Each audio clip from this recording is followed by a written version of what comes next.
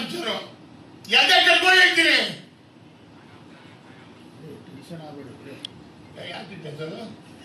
ಅಲ್ಲ ನಾನು ಮಾತಾಡ್ರಿ ನನ್ನ ಸೈಡು ಅದೇ ನಮ್ಮ ಡೆಪ್ಟಿ CM ಮಾತಾಡಿದ್ರೆ ಅವ್ರು ಟೆನ್ಷನ್ ಆಗಲ್ವಾ?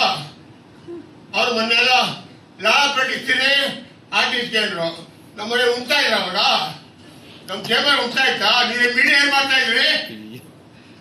ನಟ್ಟು ಬೋಲ್ಟ್ ಅಂತ ಹೇಳ್ರಿ ಕಾಲು ಕತ್ತಾಕ್ಬಿಡ್ತೀನಿ ಅಂತ ಗೊತ್ತಾ ನಿಮ್ಗೆ?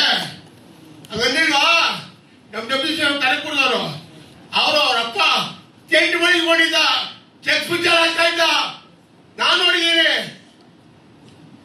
ಸಿನಿಮಾ ಇದ್ರೆ ಬಂದು ಕೆಂಪೇಗೌಡ ಅವರಪ್ಪ ಅವ್ರ ಡೆಪ್ಟಿ CM ಇವಾಗ ಡೆಪ್ಟಿ CM ಆದಾಗ ಅವ್ರಿಗೆ ಮುಂಚೆ ಜಾವ ಗಾಡಿಗೆ ಪೆಟ್ರೋಲ್ ಕಾಸು ಇರಲಿಲ್ಲ.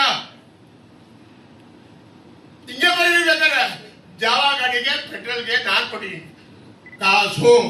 ಡೆಪ್ಟಿ CM DK ಶಿವಕುಮಾರ್ಗೆ ನಾನು ಕನಕಪುರ ಬಂಡೆ.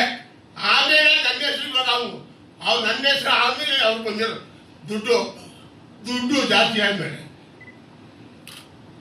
ನಾನು 55 ವರ್ಷದ ಸಾಕಾರ.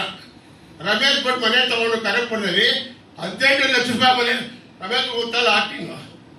ಅವ್ರು ಎಲ್ಲಿಯವರು? ರಮೇಶ್ ಭಟ್ ಎಲ್ಲಿಯವ್ರಿ? ಯಾವ ಊರವರು? ಈ ಪ್ರೆಸ್ ಗೊತ್ತಿಲ್ಲ ಹೇಳಿ. ಅವ್ರು ಯಾವ ಊರು?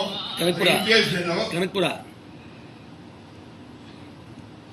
ಅವ್ರ ಮಿಸಸ್ ಗಾಯತ್ರಿ ಅಂತ ಲಕ್ಷ್ಮಿ. ಹೌದು. ಏನ್ ಹೇಳಿ ಮದುವೆ ಮಾಡ್ಕೊಂಡು ನಾವು ಊರಲ್ಲಿ ಇದ್ರು.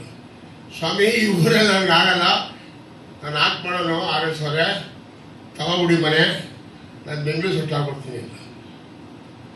ಪಾಪ ಬ್ರಾಹ್ಮಣ್ಸ್ ಅಯ್ಯೋ ಪಾಪ ಕೈಲಿ ಆಗಲ್ಲ, ರೈಲ್ವೆ ಕೆಲಸ ಅಂದರೆ ವಾಸ್ತೆ ಕೆಲಸ ಈಗ ಮಾಡೋಕ್ಕಾಗಲ್ಲ ಅಂತ 14 ಲಕ್ಷ ರೂಪಾಯಿ ಅವತ್ತು.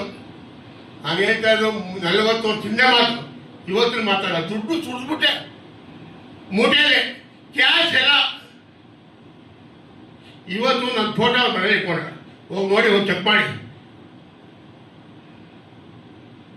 ಅದು ಕನಕಪುರ ಶ್ರೀನಿವಾಸ ಅಂದ್ರೆ ಫಸ್ಟ್ ಬಂಡೆ ಕನಕಪುರ ಶ್ರೀನಿವಾಸ. 2ನೇ ಬಂಡೆ ಇವಾಗ ಬಂದವರಲ್ಲ, ನಾನು ಕೊಟ್ಟಿರೋದು 2ನೇ ಬಂಡೆ ಅವರು. ಧೈರ್ಯವಾಗಿ ಹೇಳ್ತೀನಿ ನಾನು ಯಾವನು ನನ್ನ ಮಗನಿಗೆ ಎದುರಲ್ಲ. ಅವ್ರ ಬಾಬಾ ಬಂದ ಸಿನಿಮಾ ಒಂದೇ ಪಿಕ್ಚರು ಔಟ್. ನಿಮ್ಗೆಲ್ಲ ಗೊತ್ತಿರ್ಬೇಕು ಕಾಂತರಾಜ್ ಅಂತ. ಬರೀ ಹಿಂಗೇನೆ ನಿಮ್ ಜೊತೆಗೆ ಪಿಕ್ಚರ್